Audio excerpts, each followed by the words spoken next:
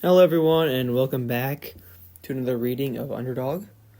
Today we're going to be reading episode 3.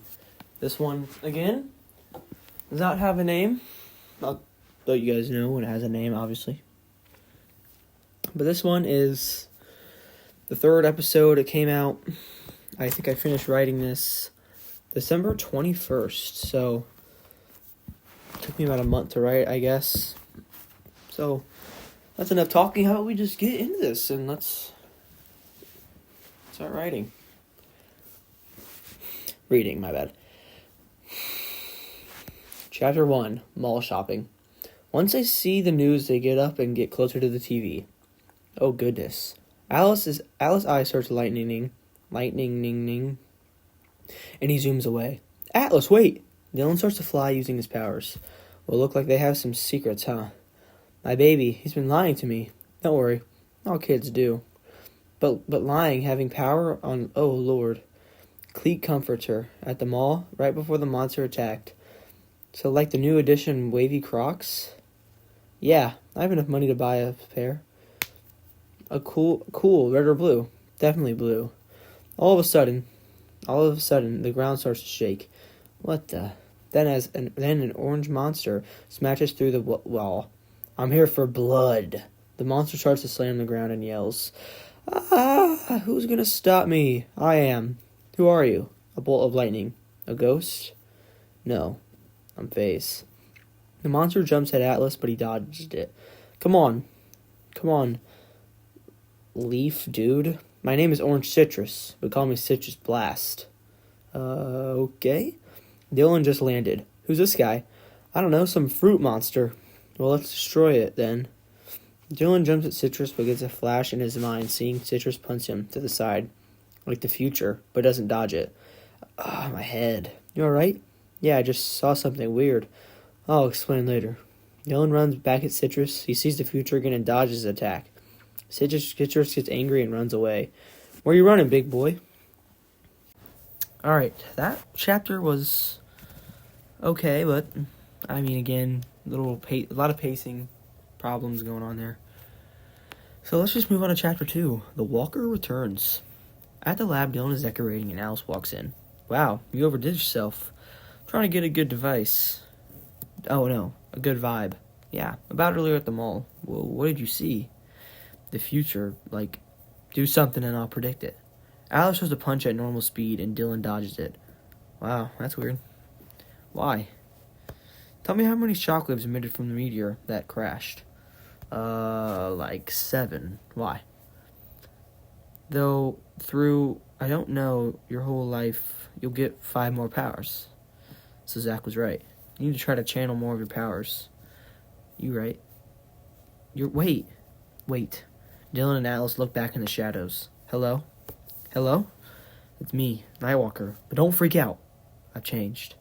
I've escaped from subsonic and I need help. I need protected. Dylan and Atlas look at each other and nod. Fine, follow me. Atlas leads Nightwalker to the elevator and clicks the floor 2 button. I've never seen floor 2. Yeah, because you've only been here once. Yeah, I forgot. The two walk into the room and it's the sleeping quarters. You can sleep here. We won't, so your identity doesn't get revealed. What? I don't even know what's going on. Back to the first floor. Nightwalker sits down and Alice goes back to the first floor. Alice, you really trust him? No, but we gotta hear him out. Okay. Nightwalker looks around the quarters but falls down. Dylan and Atlas run to the end of the elevator and go down. Where's the walker? I don't know, but there's a chance he went to the 3rd floor. But we're not to go there, right? Now is an exception. What's going on? I have no idea. Chapter 3, Hidden Secrets. Once they get to the 3rd floor, they see a device showing something, a vision, far in the future. Nightwalker, are you okay? Yeah, my eye. Nightwalker looks at them with an eye shape ripped out of his mask and has a yellow glowing eye. Oh my goodness. How did this happen? I don't know. Just when I started this computer, shot my eye with a dang beam. Alice holds up a finger and watches the vision. It shows 1,000,000 Earths and cracks in the sky. What the? Is this going to happen in the future? Maybe. I can't see in the future that far yet. Well, if it does, we need to expand the Underdog team. How about we make like an interview? I don't know. That's not a bad idea. I'll set it up. Alice goes to Nightwalker and helps him up, and then the eye stops glowing. That's the worst pain I've ever felt in my life. How did this happen? Well, I know, but this never happens. Maybe you have some sort of connection with the floor of the lab. They all go to the elevator and go back up. Miranda's on the first floor. Guys, you might want to look at this. Dylan looks at the TV. Tsunami's holding 100 hostages in a bus over a cliff with Atlas's grandma in it. Grandma! Atlas speeds off with Dylan following. Come on, Walker. Time to prove your usefulness. Go to Chapter 4. Seeing the last wave. Alice arrives at the scene looking angry. You drop them now. Oh, phase. Why would I do that when I can kill them all with a single movement of my fingers? Tsunami smirks and lifts his finger. No! Ha, better go save him, hero. Dylan arrives. What? I don't know. I don't know. Oh, you have a new friend. That's great. You're going to be making friends in jail. In your dreams. Dylan anticipates his next move, a water sword. He dodges it, making Tsunami confused. How? I can see the future, now making this easier. Dylan starts to run towards him with confidence, dodging his attacks, until BAM! Dylan launches Tsunami back off the mountain and jumps off, following him. They trade punches in the air, and they land on the bus and break the window. They end up on other sides of the bus. You don't need to do this! Yes, I do. I must get vengeance for my daughter. What do you mean? Heroes took my daughter, so I must take heroes. Tsunami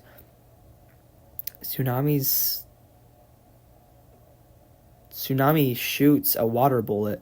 He stops it and charges at Tsunami and kicks him, breaking the bus walls. He watches Tsunami fall down the mountain when a spiky part of the mountain impales him. Holy. Atlas speeds next to him and looks down. Well, I guess no more Tsunami. Dylan brings the two buses back up, but Alice's grandma is not to be seen. Grandma? Atlas looks down. His grandma is down there lying by Tsunami. So that was some action. Wasn't terrible, but definitely wasn't very awesome.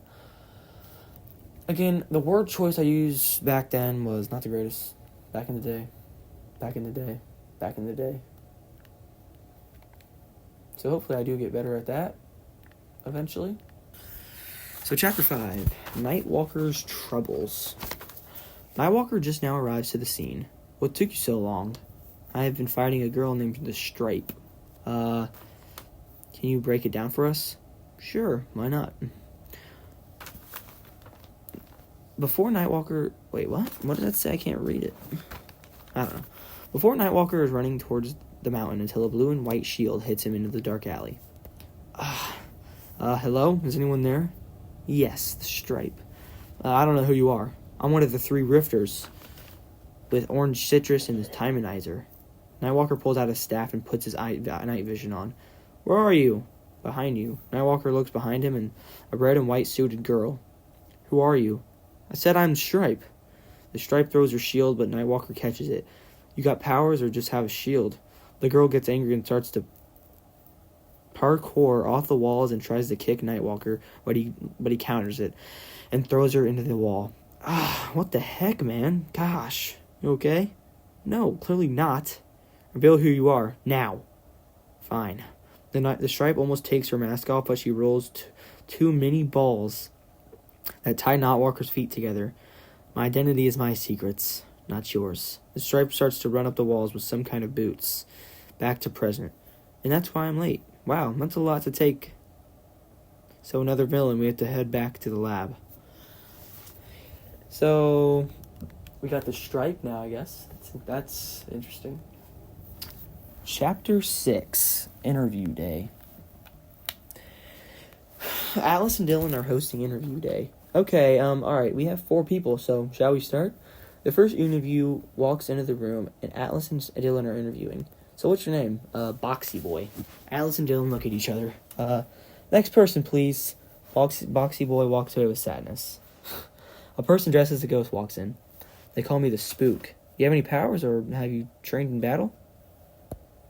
Yes, I can teleport. Can you show us? Sure. The Spook teleports, but doesn't seem to have teleported to the right spot. Dylan slams his head on a desk. Will there be any real heroes? A strong-looking man with a camouflage bandana walks in with sweat dripping from his hair. Is it the Underdog team tryouts? Yeah. What's your name? Commando Lionel Rianlook. Okay. Are you skilled with combat, or? Yes. Skilled in army scouting and combat. Perfect for your team. Okay. Stand to the side. Final person, come in. A man in a blue hooded costume with a bow walks in. They call me Steel, master fighter and archery master. Steel walks to the commando. Can I fight this one to show my worth? Sure. Hand to hand, go. Steel pulls his bow and starts to charge at him. The commando tries to punch Steel, but he jumps over him and sweeps him with his bow. See? A perfect fit for your team, am I not? You still need to prove yourself. You only knocked him down. Wait, does that mean I'm still in? No, commando. No. Chapter 7, Training and More. Dylan and Alex bring Steel to the lab and show him around. So this is our headquarters. Cool. Where's the hot tub or the Lambos? Dylan rolls his eyes and shows where Steel will sleep. You're joking, right? No king-size beds? Like, come on. Dylan starts to lose his patience. Look, if you're going to be on this team, you're not going to complain and be some rich, bratty man. Whoa, chill. Chill out. I'll stop. Dang. Dylan leaves the room and goes to the first floor. So I didn't know you were on the team. Call me Nightwalker. Okay, but do you always wear a mask around? You always wear a hood around? I'll take it off. No joke. Maybe we could take them off together. I never take my mask off. I've made an oath to never be broken. Steel shrugs and heads to bed. In the middle of the night, Steel gets up and walks to the Nightwalker's bed and tries to pull his mask off. Stop. Nightwalker stops him. How'd you know I was doing that? I know a lot more. I know a lot of things. More than you, definitely. It's the next morning and Dylan trains Steel. Alright, let's practice aim. Fine. Dylan puts a target and Steel hits the middle every time. Wow, okay. How about combat? Steel and Dylan fight with no powers. Steel shows him high levels of skill against Dylan.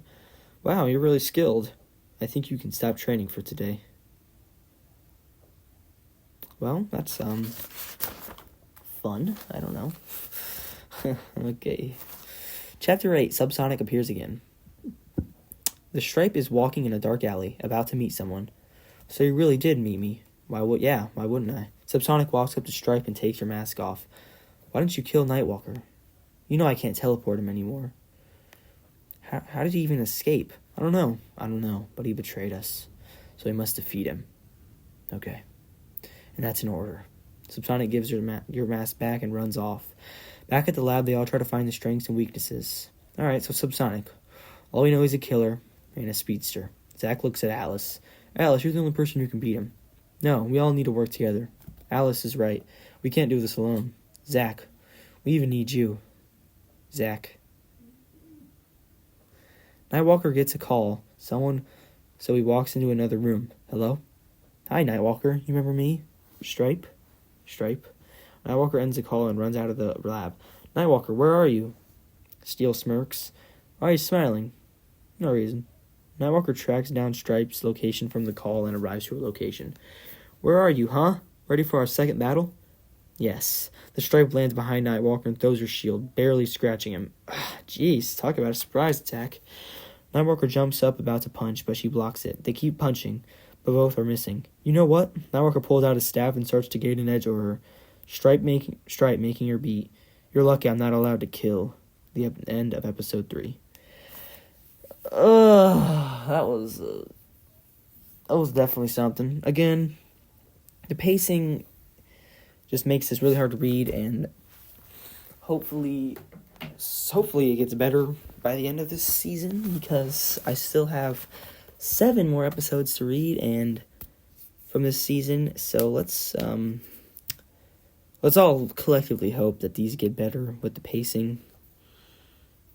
But yeah, so far, I mean, it's an okay story, but it's just really conjumbled into just a bunch of random stuff. But thank you for listening. Thank you for watching this another reading. Hopefully you tune in to episode 4 when it comes out. Thank you for watching. Peace out.